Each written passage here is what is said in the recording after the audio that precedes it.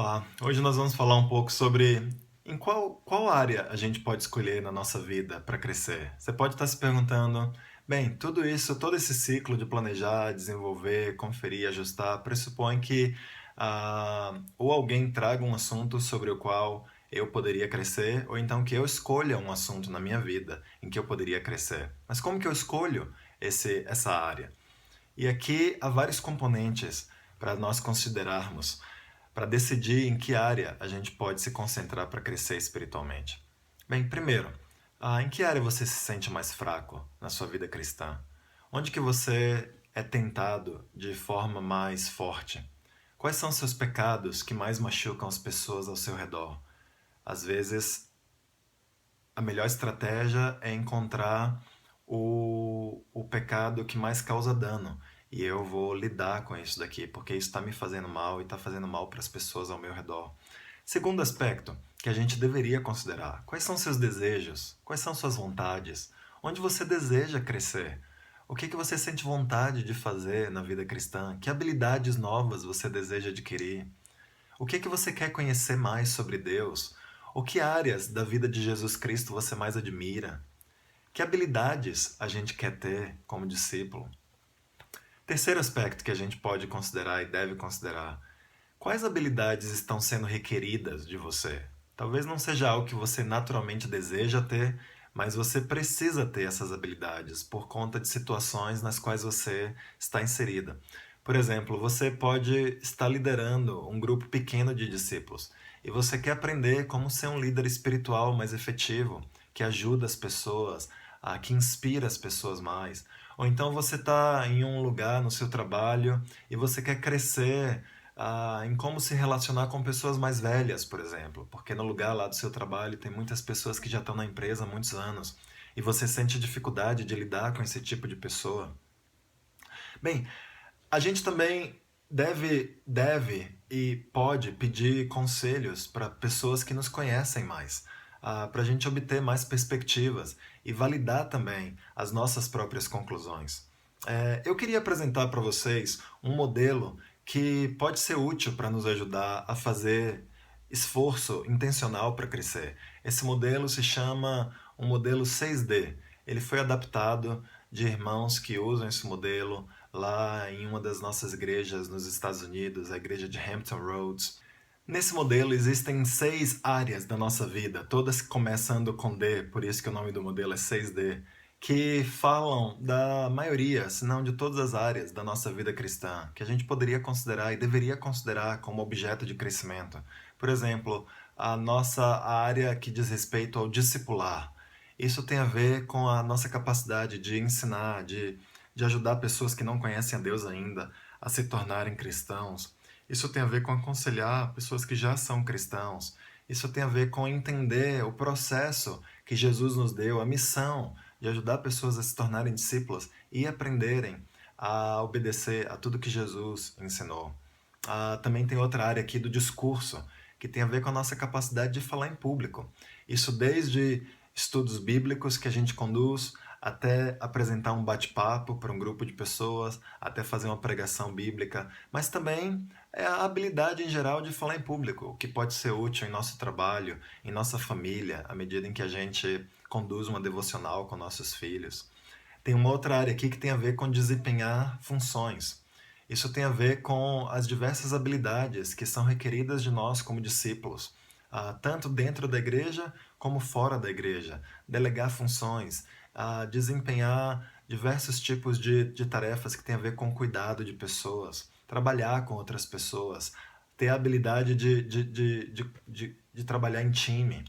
Existe outra área que tem a ver com as disciplinas, tanto as disciplinas espirituais propriamente ditas, quanto as disciplinas que recebem o nome de seculares, mas que na verdade têm espiritualidade por trás delas. Por exemplo, a nossa leitura bíblica, a nossa meditação, a nossa conexão com Deus, o jejum, o sacrifício e outras também como planejamento financeiro, priorizar tarefas, gerenciar nosso tempo.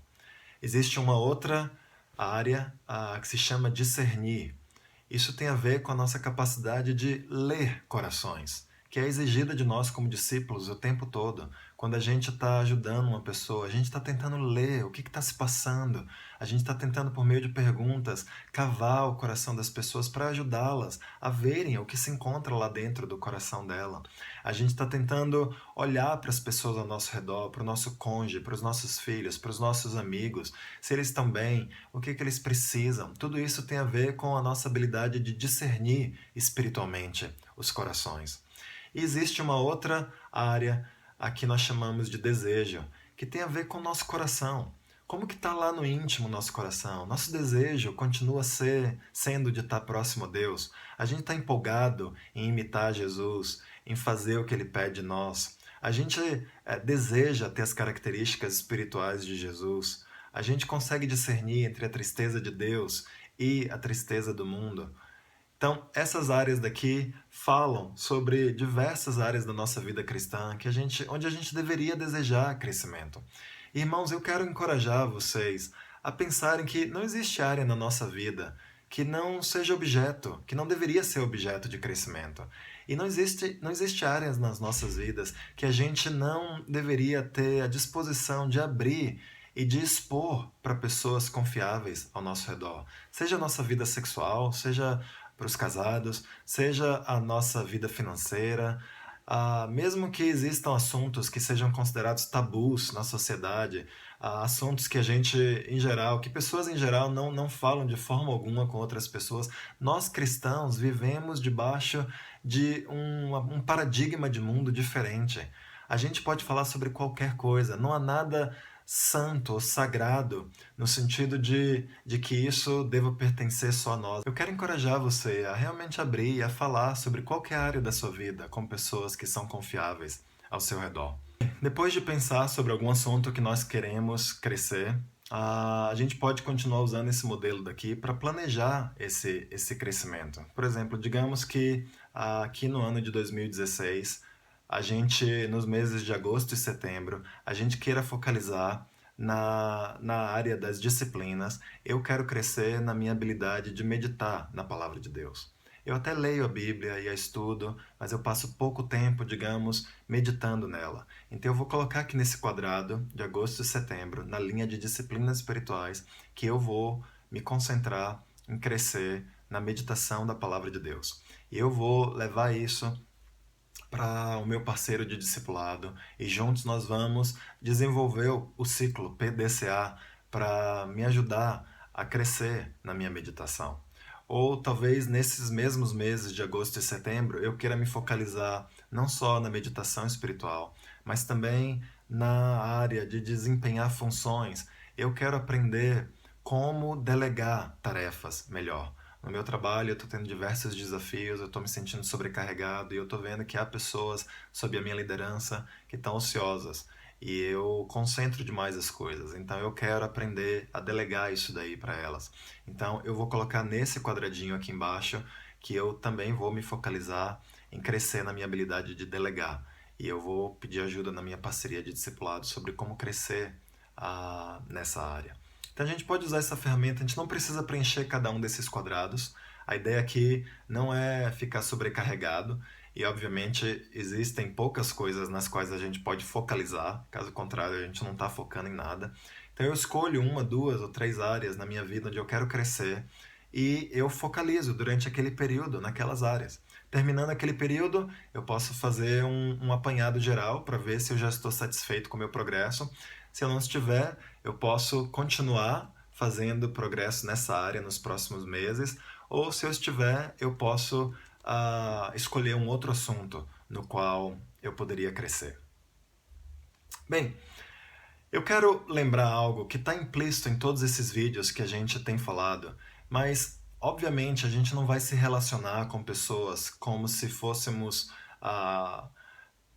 trabalhar em nosso crescimento espiritual o tempo todo. Relacionamento continua sendo a base das parcerias de discipulado.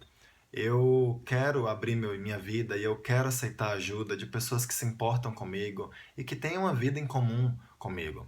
A gente pode decidir mudar o foco desse plano a qualquer momento, ou a gente pode, em um encontro, dá um tempo e não falar sobre isso, porque a gente quer só abrir nosso coração, a gente quer, ou então a gente quer ir num cinema juntos, ou a gente quer bater um papo que não tenha nenhum alvo em si. A gente só quer passar tempo, e se conectar e se divertir e fazer alguma coisa assim. Então eu quero encorajar, sem dúvida, que nossos relacionamentos de discipulado sejam grandes amizades que a gente constrói uns com os outros. Alguns dos meus parceiros de discipulado mais efetivos são pessoas com quem eu já passei as férias juntos, pessoas que eu já me diverti juntos, que a gente come juntos, que a gente faz muitas coisas bacanas juntos. E isso, sem dúvida, é uma área que nos ajuda a crescer e é essencial para o nosso bem-estar espiritual.